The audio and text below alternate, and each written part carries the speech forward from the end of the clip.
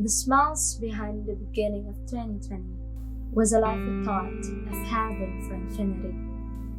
Little did we know that fate already forbids a time of another violence and indecent deeds. But now we are challenged to fight amongst bigger odds, where lives are at stake and safety is left to God.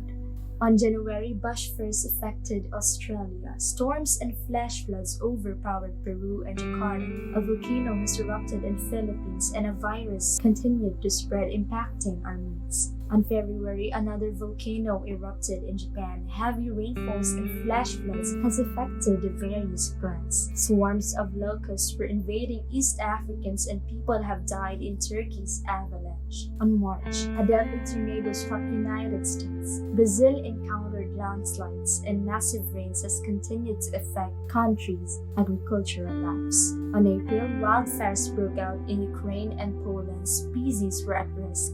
Help was on demand. On May, the Philippines granted the ABS-CBN shutdown. Another way of freedom and expression was compromised. This triggers the hail of our democratic rights. On June, another attack on journalists prevailed in the Philippines.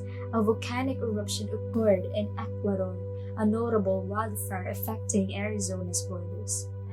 Halfway around, and the world is still not safe and sound. On July, the President of the Philippines signed the anti-terrorism bill. Anyone could now be a subject for violent actions, and anyone could be under our oppression.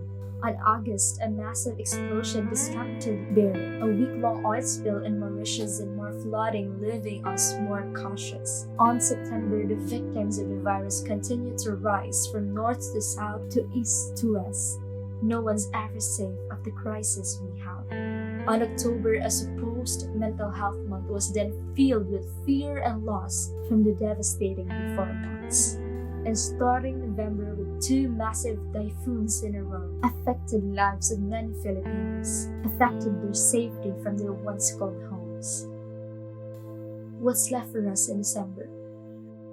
No one knows, but it's the hope of coming together that we fight and overcome adversities as one.